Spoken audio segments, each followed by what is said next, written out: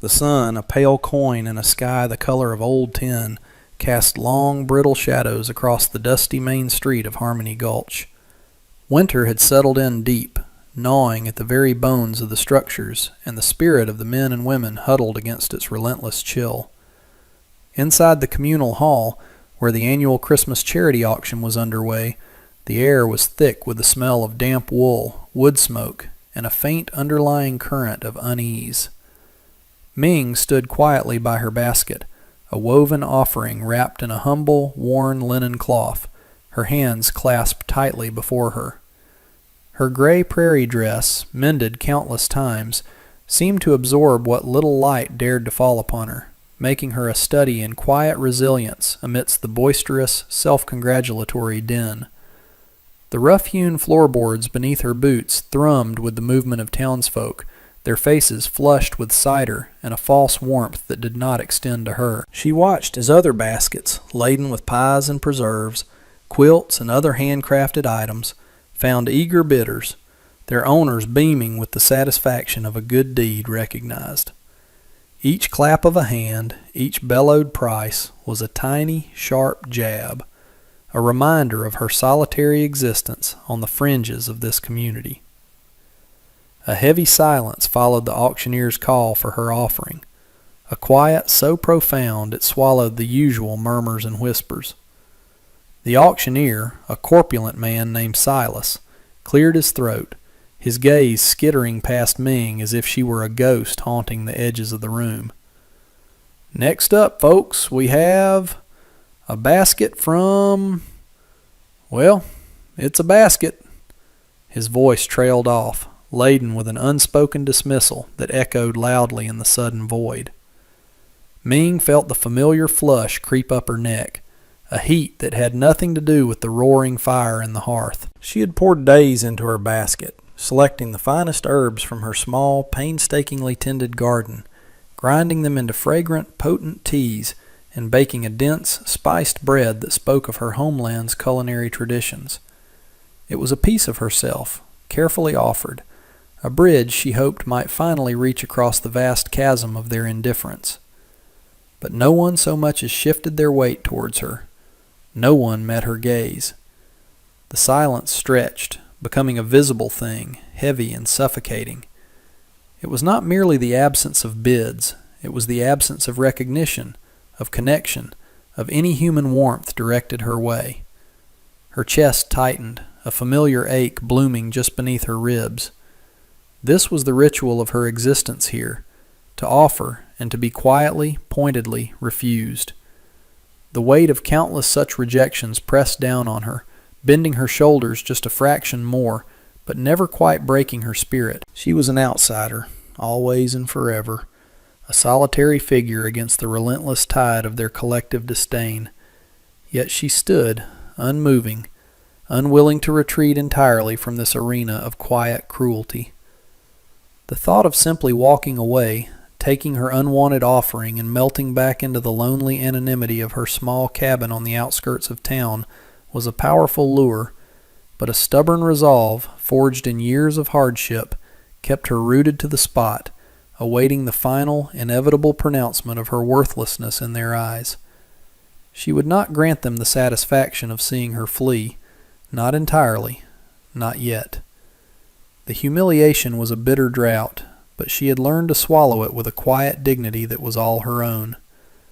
The collective exhale in the hall was almost palpable as Silas, with a dismissive shrug, moved on to the next item, a hand-knitted shawl from Mrs. Henderson that immediately drew a flurry of eager bids. Ming remained, a silent sentinel, her basket still untouched, a monument to their communal turning away.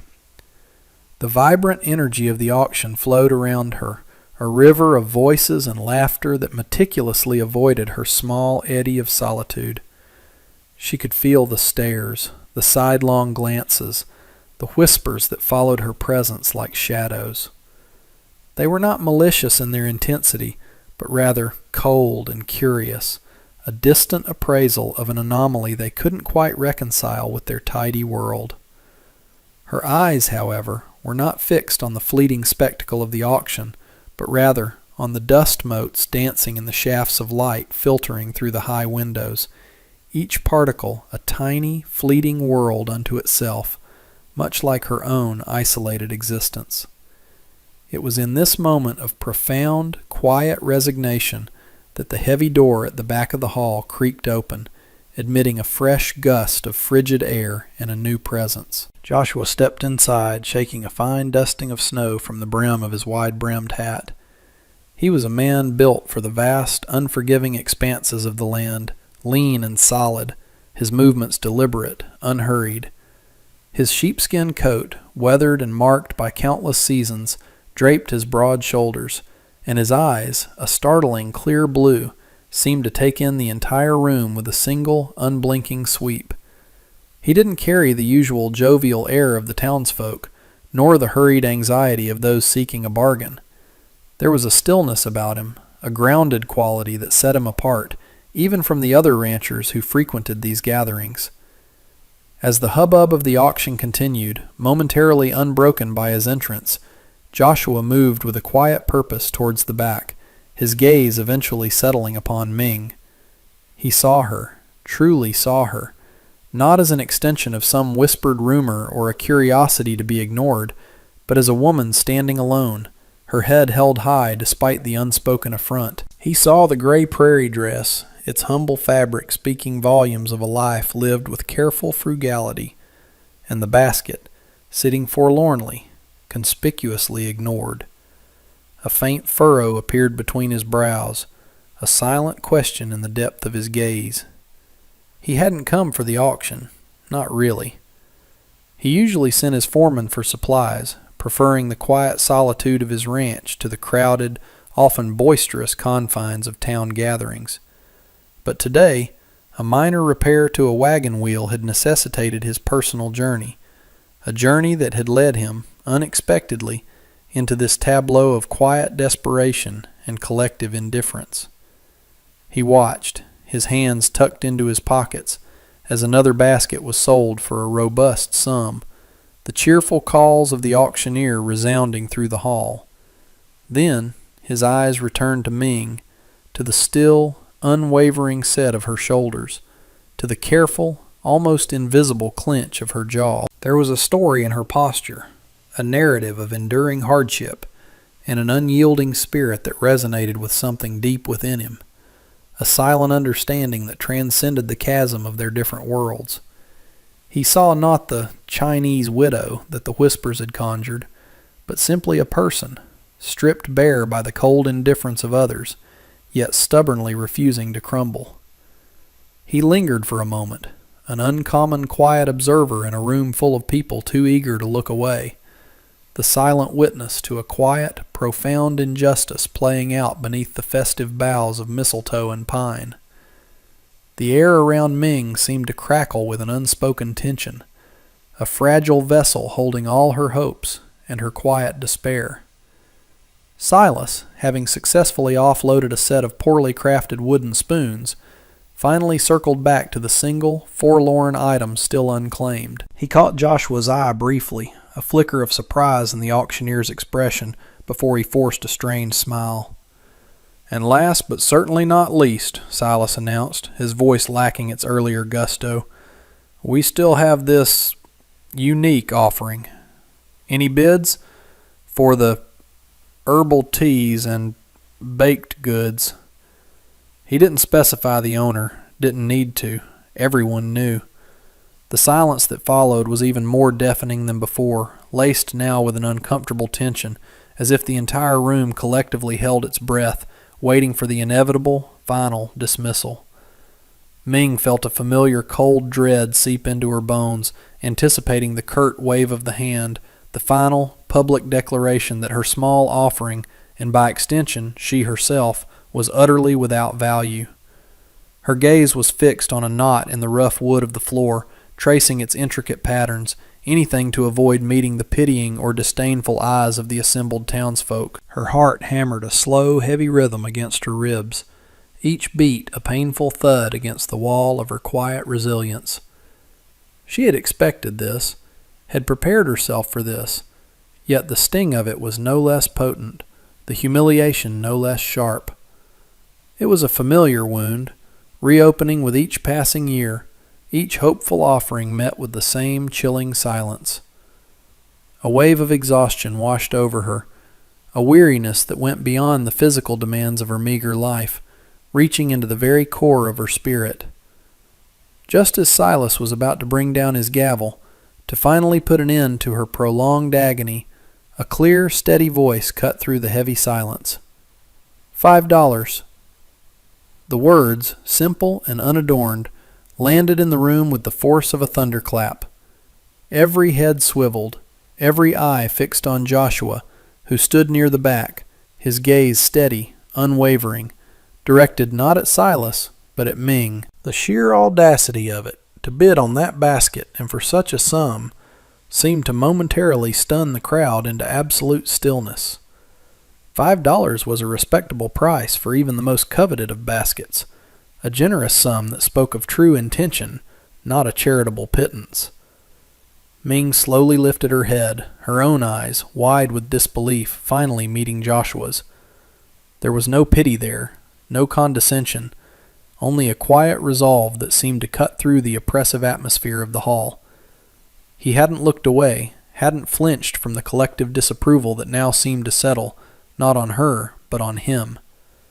Silas, visibly flustered, stammered, $5 for this basket?"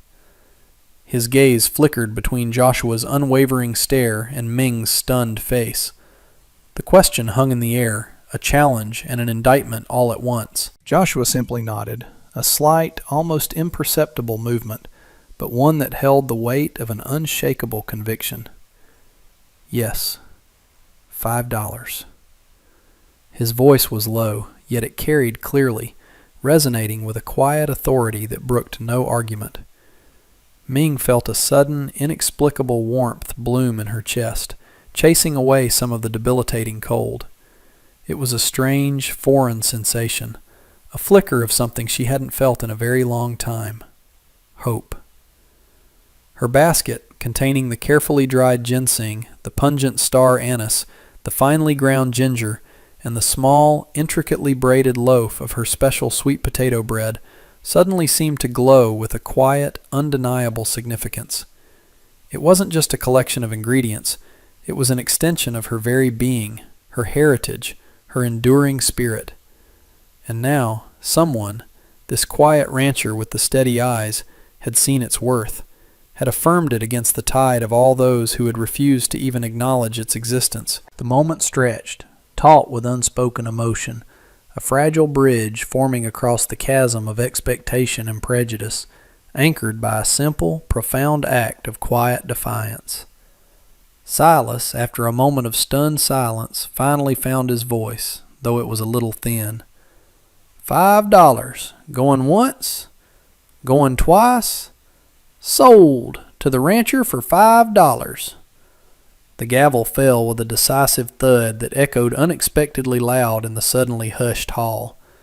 It wasn't the usual celebratory sound of a successful bid. It was more like a punctuation mark on an event that had defied all expectation. A murmur swept through the room, a low hum of curiosity and thinly veiled judgment, directed now with equal intensity at both Ming and Joshua. But the rancher paid them no mind. He walked forward, his steps unhurried, his focus entirely on Ming. She watched him approach, her breath catching in her throat, a strange mixture of apprehension and a nascent, unfamiliar warmth swirling within her. As he reached her, he extended a calloused hand, holding out a crisp $5 bill. The paper was worn, softened by countless exchanges, yet in her eyes it shone with a radiant, almost holy light. It was more than currency. It was a tangible acknowledgement, a proof of worth where only dismissal had existed moments before. Her fingers, still trembling slightly, reached out and gently took the bill. The brief brush of their skin sent a surprising jolt through her, a fleeting connection that felt profound in its unexpectedness. Their eyes met again, and in that shared glance, a silent conversation unfolded. She saw a flicker of understanding, perhaps even compassion, in his deep blue gaze, and she hoped he saw her gratitude, her quiet surprise, the fragile blossoming of something akin to relief in her own. Her throat felt tight, a knot of emotion preventing any words from forming. She wanted to thank him, to articulate the depth of what his simple act had meant, but the words were caught, choked by years of unspoken loneliness and the sudden, overwhelming sensation of being seen. Joshua, sensing her struggle, offered a small, almost imperceptible nod. "Thank you for the basket," he said, his voice low and even, a quiet murmur that was just for her ears amidst the surrounding buzz. "It looks good." He paused, his gaze resting for a moment on the humble, woven container, now filled with an unexpected significance. He didn't elaborate, didn't feel the need to justify his actions to her or to the onlookers. His words were simple, sincere, and entirely without pretension, a stark contrast to the performative charity of the other townsfolk. Ming managed a small, hesitant nod in return, a silent affirmation of her acceptance. She watched as he carefully picked up the basket, his large hands surprisingly gentle as he took hold of the handles. He turned and began to walk towards the exit, the $5 bill clutched tightly in Ming's hand, its edges almost digging into her palm. The weight of it was substantial, a physical anchor in a world that had felt adrift moments before. As Joshua disappeared through the heavy door, a wave of cold air washing into the hall in his wake, Ming was left standing alone once more, but this time the solitude felt different. It was no longer the crushing weight of public rejection, but a quiet, contemplative space, filled with the echo of his footsteps and the lingering sensation of his presence. The townspeople began to resume their chatter, their voices slowly rising in volume as they processed the unusual event. Some stared at Ming, a new kind of curiosity in their eyes, tinged perhaps with a touch of discomfort or even belated respect. Others whispered amongst themselves, no doubt dissecting Joshua's inexplicable act. But Ming barely registered them. Her attention was drawn inward, to the small, warm ember that had been kindled in her heart, a spark that had been absent for so long, now flickering with a tentative, fragile light. The cold outside still beckoned, the long walk home awaited, but the path ahead somehow seemed a little less bleak, a little less desolate, illuminated by the unexpected glimmer of a solitary, silent kindness. The frigid air outside the hall bit at Ming's exposed cheeks, but she barely felt it, still cradling the $5 bill as if it were a delicate, living thing. Each step she took away from the bustling, gossiping crowd seemed to lighten the invisible burden she had carried for so long, though the weight of the day's events still pressed heavily upon her. The setting sun painted the western sky in hues of bruised purple and fiery orange, a dramatic backdrop to her quiet, solitary journey home. She walked along the snow-dusted path, the familiar crunch of her boots on the frozen earth providing the only soundtrack to her swirling thoughts. The image of Joshua, his steady eyes, his quiet, unyielding presence, replayed in her mind like a scene from a dream. He hadn't bought her basket out of pity, she was certain of it. There was a dignity in his gesture, a profound respect that she hadn't encountered from anyone in Harmony Gulch since her arrival, not since her husband had passed, leaving her alone in a land that seemed to reject her at every turn. Her thoughts drifted back to the basket itself, its simple contents now imbued with a new significance. The dried herbs, painstakingly gathered and prepared, the special bread, a recipe passed down through generations. These were the tangible expressions of her resilience, her quiet determination to not only survive, but to retain a piece of her heritage, her very soul, in a world that demanded conformity. And he, the quiet rancher, had somehow seen beyond the surface, recognized the unspoken stories woven into the fabric of her offering. He had paid for something more than just ingredients. He had paid for her dignity, for her worth, for a fleeting moment of human connection that transcended the harsh realities of prejudice and isolation. The $5 in her hand felt substantial, a true windfall that would allow her to buy precious provisions, lamp oil, a small sack of flour, perhaps even a few new seeds for her spring garden. But more than the material benefit, it was the feeling it represented, the feeling of being acknowledged, that truly nourished her. It was a lifeline thrown into a sea of loneliness, an unexpected kindness that whispered of possibility. As she approached her small, isolated cabin, a wisp of smoke curling lazily from its chimney, a sense of cautious hope began to unfurl within her. The cabin, usually a sanctuary from the town's indifference, often felt like a prison of solitude. Tonight, however, it seemed to offer a different kind of refuge, a place where she could finally unpack this strange, beautiful gift of unexpected humanity. Back in Harmony Gulch, the gossip mills were churning with unusual vigor.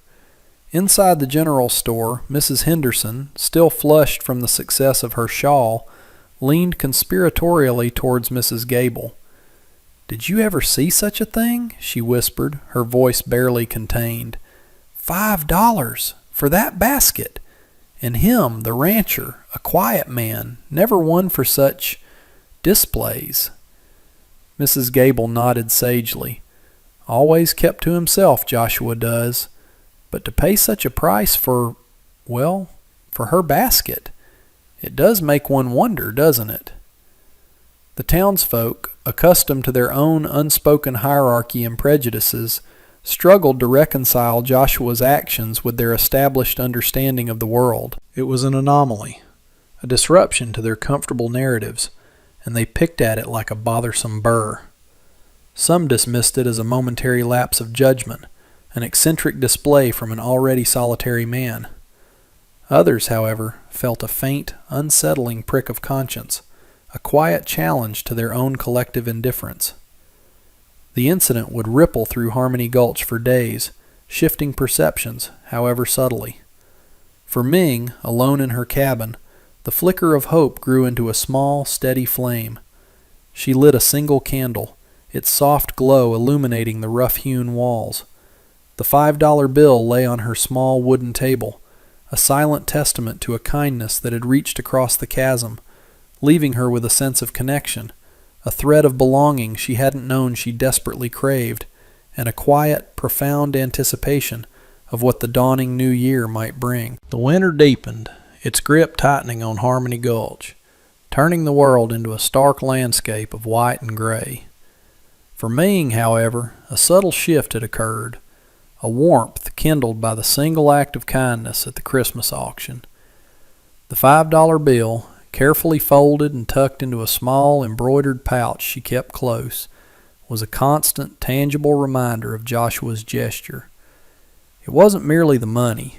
It was the validation it represented, a quiet affirmation that her existence, her offerings, held value in a world that had so long denied it.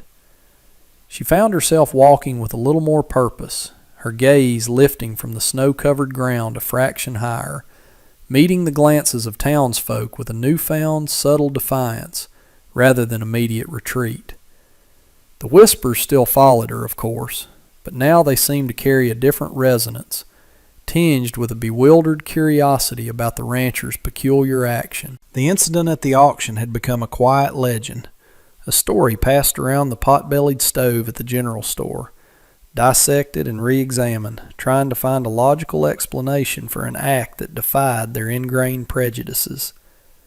For Ming, the most significant change was an internal one. The crushing weight of loneliness, a constant companion since she had arrived in this unforgiving land, felt a little lighter. Her daily routines, once undertaken with a quiet, weary resignation, now held a faint glimmer of anticipation. She still tended her small garden, even under its blanket of snow, mentally planning for spring, her hands brushing over the frozen earth with a renewed sense of connection. One crisp, late afternoon, as she made her way back from the communal well, her wooden buckets heavy with icy water, she saw him. Joshua, astride his horse, a sturdy bay with a thick winter coat, was slowly riding through the outskirts of town, heading towards the open plains beyond. He was alone, as always, a solitary figure against the vast, pale sky. Their paths converged near the edge of a snow-laden copse of pines. He reined in his horse, the animal's breath pluming in the cold air. Ming stopped, her buckets resting heavy against her sides, the icy water sloshing faintly. For a long moment, they simply looked at each other, the silence between them thick with unspoken meaning, a quiet language passing between two souls accustomed to solitude. His eyes, the color of a winter sky, held a depth she found both unsettling and strangely comforting. There was no awkwardness in his gaze, no judgment, only a steady, unhurried presence. "Good day, Ming," he said, his voice a low rumble, carrying clearly on the crisp air. It was the first time she had heard him speak her name, and it felt like a small, precious gift, a bridge built between them. She managed a small, hesitant smile, the muscles in her face unaccustomed to the expression. "Good day, Joshua," she replied, her voice soft, a little breathless. She longed to say more, to express the gratitude that swelled in her heart, but the words still eluded her, caught somewhere between her profound emotion and her years of guarded silence. He nodded, a slight inclination of his head. "The teas, they were good," he offered, his gaze unwavering. "And the bread. My cook hasn't been able to make anything quite like it." A genuine smile, fleeting but undeniably present, touched the corners of his lips. It was a simple compliment, yet to Ming it felt like the highest praise, a testament to the effort and heart she had poured into her offering. The acknowledgment brought a fresh wave of warmth, a quiet satisfaction that settled deep within her. He didn't linger, merely offered another small nod, a gesture of quiet respect, before gently urging his horse forward, disappearing into the vast, snowy landscape. Ming watched him go, a single plume of white rising from his horse's nostrils, until he was just a distant silhouette. The water in her buckets felt lighter now, her steps imbued with a newfound lightness. The cold still bit, but the warmth within her seemed to ward it off, a small, resilient flame in the face of the encroaching winter, radiating an unexpected, quiet joy. The encounter, brief and understated as it was, had deepened the connection, weaving a thread of quiet understanding between them, a fragile yet potent bond in the desolate beauty of the winter land. The short, unassuming exchange between Ming and Joshua became a silent cornerstone in the fabric of her life. From that day forward, their paths seemed to cross with a quiet regularity, not by prearrangement, but by the unpredictable currents of their separate lives in the sprawling, sparsely populated land. Sometimes it was a brief nod as he rode past her small cabin on his way to inspect his fences on the distant rangeland, a silent acknowledgment that spoke volumes. Other times it was a more substantial, though still understated encounter in Harmony Gulch, perhaps outside the general store, where a few polite words about the weather or the health of his herd would be exchanged, always conducted with a quiet dignity that seemed to carve out a space of respect around them, impervious to the stares and whispers of the townsfolk. The community, always attuned to the subtle shifts in their social landscape, noticed these encounters.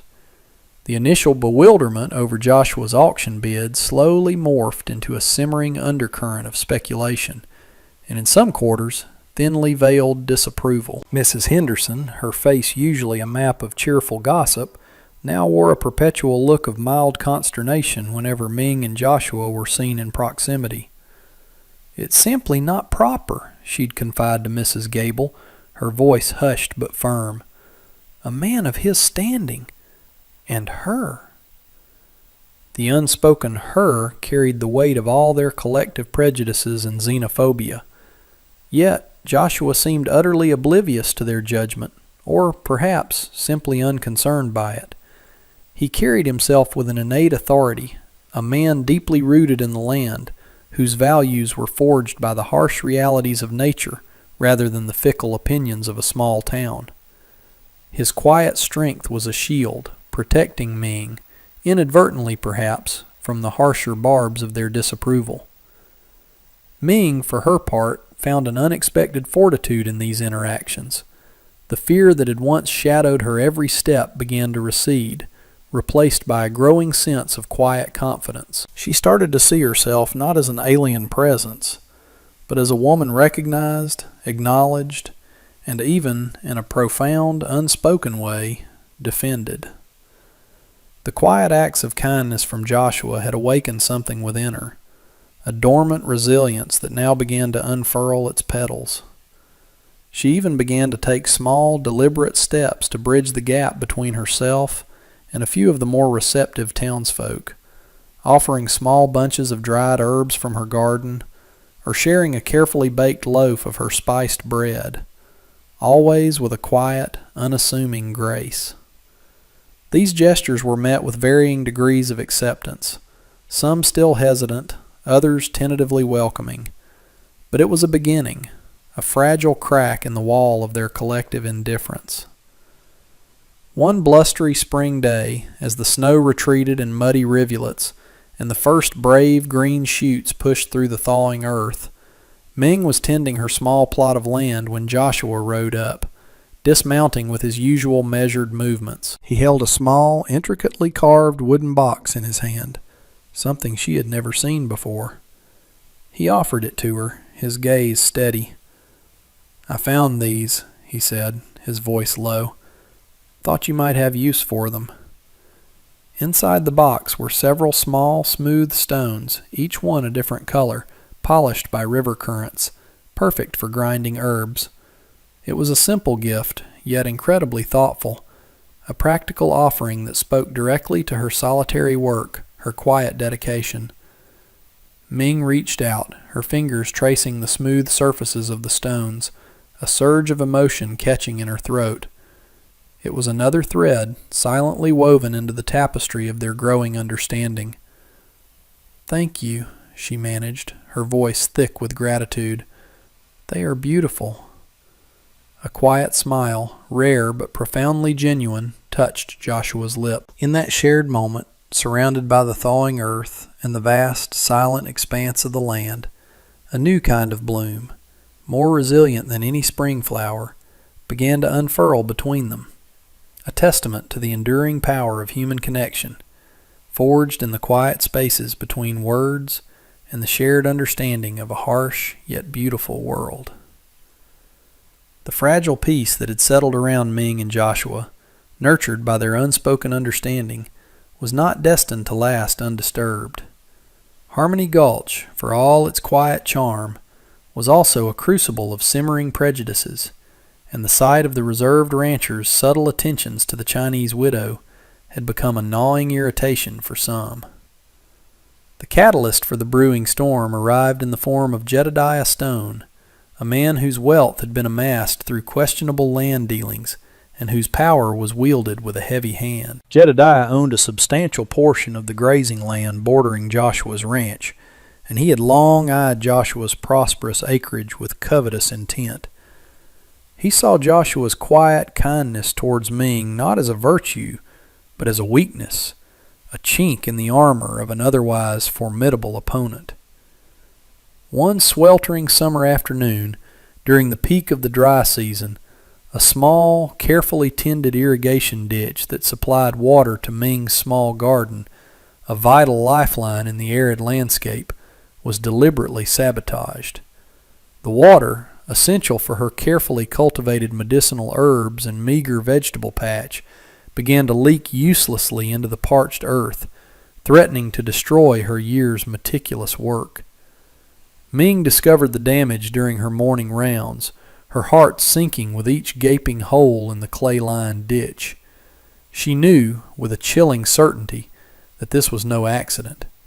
The cuts were too precise, too malicious. Her initial reaction was a familiar wave of despair, the feeling of utter helplessness against the unseen forces that seemed determined to push her out. She worked tirelessly, trying to patch the leaks with mud and stones, her hands raw and aching, but the damage was extensive, beyond her solitary repair. Word of the sabotaged ditch reached Joshua, not through direct complaint from Ming, who was too proud to ask for help, but through the hushed, knowing whispers in the general store. He rode out to her cabin, his jaw set, a thunderous look in his eyes that Ming had never seen before. He surveyed the damage, his gaze taking in her exhausted posture, the futility of her efforts, and the slow, agonizing death of her precious plants. "This wasn't nature's doing," he stated, his voice low and dangerous, a stark contrast to his usual quiet demeanor. Ming merely nodded, her eyes downcast, the shame of her vulnerability a heavy shroud. "I know," she whispered, her voice barely audible. Joshua knelt by the damaged ditch, examining the deliberate cuts. "Jedediah," he muttered, his fists clenching. "He sees you as a way to get at me."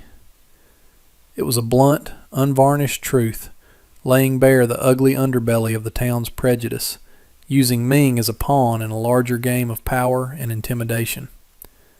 For a moment, the old fear threatened to overwhelm Ming, the instinct to retreat, to shrink into herself and endure. But then she looked at Joshua, at the unwavering resolve in his eyes, at the quiet fury that burned beneath his calm exterior. She saw not pity, but a fierce, protective anger that was directed at the injustice, not at her. A new feeling stirred within her, a quiet defiance that sparked to life. "I will not leave," she said, her voice small but firm, meeting his gaze. "This is my home now." Joshua's expression softened slightly, a flicker of admiration in his eyes. He rose to his feet. "Then we fix it," he declared, his voice firm, leaving no room for argument. "And we make sure this doesn't happen again." It was a declaration of solidarity, a promise of shared resistance against the cruelty that sought to break her. In that moment, surrounded by the dying plants and the broken earth, Ming felt a surge of strength she hadn't known she possessed, a quiet courage born from the unwavering support of a man who saw her worth, not her difference, and a profound, life-altering sense of not being alone in her struggle. The confrontation, though silent and strategic, began the very next morning. Joshua arrived at Ming's cabin with two of his most trusted ranch hands, seasoned men whose loyalty to him was unquestioning.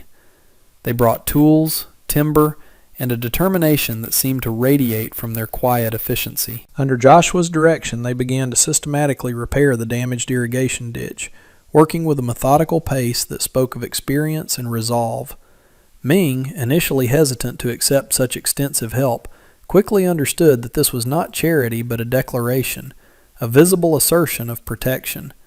She worked alongside them, her hands, still sore from her previous attempts, moving with renewed vigor, clearing debris, mixing mud, and carefully aligning new sections of the ditch. The physical labor was a balm, a way to channel the renewed sense of purpose that coursed through her veins. The news of Joshua's intervention spread through Harmony Gulch like wildfire, reaching Jedediah Stone's ears even before the last section of the ditch was repaired. Jedediah, furious at being thwarted, attempted to escalate the situation, sending veiled threats and spreading malicious rumors about Joshua's character and his unconventional alliances. He even tried to rally some of the more prejudiced townsfolk against Joshua, painting him as a man who cared more for an outsider than for the true people of Harmony Gulch. But Jedediah had underestimated Joshua's quiet strength and the deep respect he commanded among his peers. When Joshua, with a steely glint in his eyes, confronted Jedediah publicly outside the saloon, not with violence, but with a calm, unwavering assertion of his rights and a clear warning against further harassment of Ming, the townsfolk witnessed a different kind of power. Joshua laid out the facts, implicating Jedediah in the sabotage without raising his voice, his quiet conviction more potent than any shouted accusation. He spoke of the importance of community, of fairness, and subtly reminded Jedediah of the unwritten rules of the frontier, where self-reliance and mutual respect, not petty cruelty, were the true pillars of survival. The confrontation, though brief, was definitive. Jedediah, accustomed to intimidation and bluster, found himself facing a man who would not back down, a man whose quiet resolve was unshakable. Faced with Joshua's unwavering gaze and the subtle but undeniable support of many of the onlookers, even those who harbored prejudices, Jedediah's bravado crumbled. He retreated, his face a mask of thwarted rage, but with a silent understanding that his tactics had failed. The incident became a turning point for Harmony Gulch. While some of the deeper-seated prejudices against Ming remained, Jedediah's defeat and Joshua's resolute stand had a profound impact.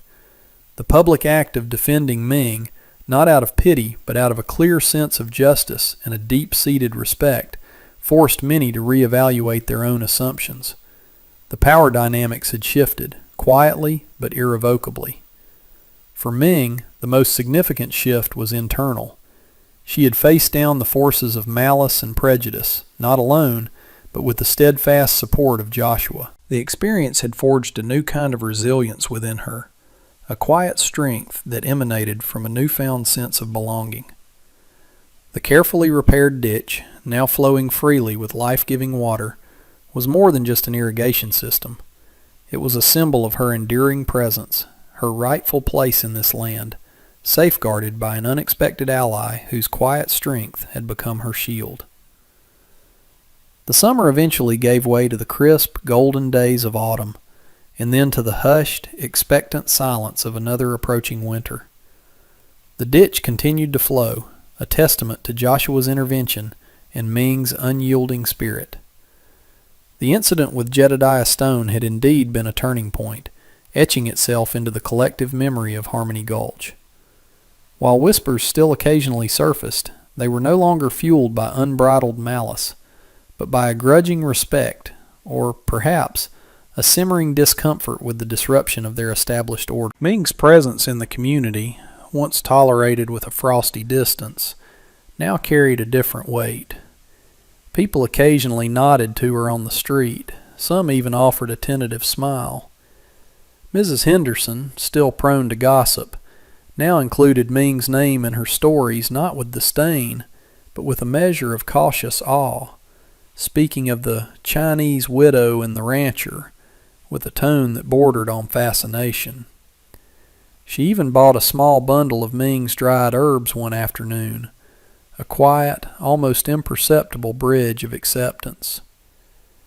The relationship between Ming and Joshua continued to deepen, unfolding with the slow, unhurried rhythm of the seasons. It was a connection built on shared silences, on understanding glances, and on the quiet affirmation of mutual respect. He would often ride by her cabin, pausing to observe her tending her garden or fixing a fence, sometimes dismounting to offer a hand, his large, calloused fingers working alongside her smaller, nimble ones. Their conversations remained plain-spoken, focusing on the practicalities of the land, the changing weather, the needs of their animals. But beneath the surface, a profound, unspoken language of the heart was being woven. There was no grand declaration, no sweeping romantic gesture in the conventional sense.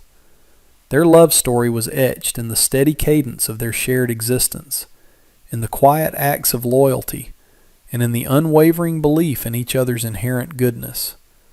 It was a love born of hardship and resilience, earned through quiet dignity and steadfast support, reflecting the vast, dramatic landscape that surrounded them. One late autumn evening, as the first snowflakes began to dance in the twilight, Joshua dismounted at her cabin, his breath pluming in the cold air. Ming was stirring a pot of fragrant stew over her small hearth, the scent of ginger and wild herbs filling the cozy space. He didn't immediately speak, simply stood by the doorway, his silhouette framed by the deepening dusk. Ming turned, her eyes soft, meeting his steady gaze. The years of solitude, of unspoken pain, seemed to melt away in that moment, replaced by a quiet, profound certainty. He looked at her, truly saw her, not as the Chinese widow or the outsider, but as the woman who had faced down an unforgiving world with unwavering strength, the woman whose quiet dignity resonated with his own.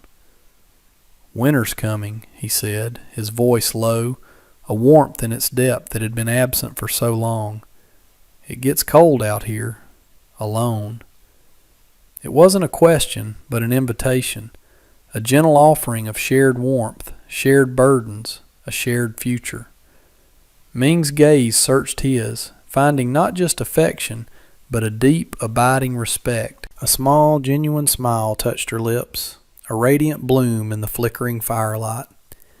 "Yes," she whispered, her voice filled with a quiet, profound hope that echoed the sentiment of his unspoken proposal. "It does." It was an acceptance, plain and honest, a culmination of two lives converging, not through spectacle, but through the quiet, enduring power of human connection, an earnest promise etched against the backdrop of an unforgiving yet beautiful frontier. The years that followed unfolded with the steady, reassuring rhythm of the seasons, each bringing its own challenges and triumphs, solidifying the quiet bond between Ming and Joshua. Their union, unconventional and born of a shared resilience, became a testament to the enduring power of human connection in the vast, often lonely expanses of the frontier. Joshua's ranch, once a solitary domain, now hummed with a different kind of warmth, Ming's presence weaving an intricate tapestry of domesticity and quiet purpose. Her small herb garden flourished near the main cabin, its vibrant greens and aromatic scents a quiet defiance against the harsh landscape, and her spiced bread became a beloved staple, its rich aroma often drifting across the homestead. She took to the rhythm of ranch life with an innate grace, her observations sharp, her hands capable, bringing a quiet efficiency to their shared existence. The early years of their life together were not without their difficulties, both from the harsh realities of the land and the lingering skepticism of some townsfolk. But Joshua's steadfast loyalty and Ming's quiet strength created an impenetrable fortress around them. He stood by her, always, in the quiet way that was his nature, defending her honor with unwavering conviction when needed, and simply being present with a steadfast resolve in all other moments. His love was a grounded, earnest thing, built on shared labor, mutual respect, and a deep understanding that transcended words. Ming, in turn, brought a gentle, nurturing spirit to his often austere world, softening the edges of his solitary existence with her quiet affection and unwavering support. Their home became a place of refuge, a sanctuary of earned safety and belonging. The community of Harmony Gulch, over time, began to shift its perspective. The initial curiosity and prejudice slowly gave way to a grudging admiration, and then, for many, a genuine respect. They saw Ming not just as the Chinese widow, but as Joshua's wife, a woman of quiet strength and remarkable skill, whose presence had brought a palpable sense of peace and prosperity to the ranch. They witnessed the unwavering devotion between them, the quiet harmony of their lives, and the subtle, positive changes that seemed to emanate from their union. Children from neighboring ranches, no longer burdened by their parents' initial prejudices, would sometimes stop by Ming's garden, fascinated by her colorful herbs and intrigued by her gentle demeanor. She would offer them small, sweet treats or a soothing herbal tea for a scraped knee, her kindness slowly chipping away at the lingering walls of difference. Their story, a slow-burn romance woven into the harsh fabric of the frontier, became a whispered legend, a testament to the idea that love and respect could truly bridge any chasm. Joshua and Ming, now older, their faces etched with the lines of a life lived fully, would often sit together on the porch of their cabin, watching the sun dip below the vast horizon, painting the sky in dramatic hues of gold and violet. The silence between them was not empty, but full, rich with the memories of shared hardships and earned triumphs, of a love that had defied expectation and prejudice. Their hands would sometimes meet, his calloused, hers softer but equally capable, a simple, profound touch that spoke of a lifetime of unwavering devotion. The world outside their ranch might still hold its biases and its cruelties, but within the bounds of their shared life they had found a quiet triumph, a lasting peace, and a profound, enduring sense of belonging that was all their own, a resilient flame against the vast, indifferent expanse of the world.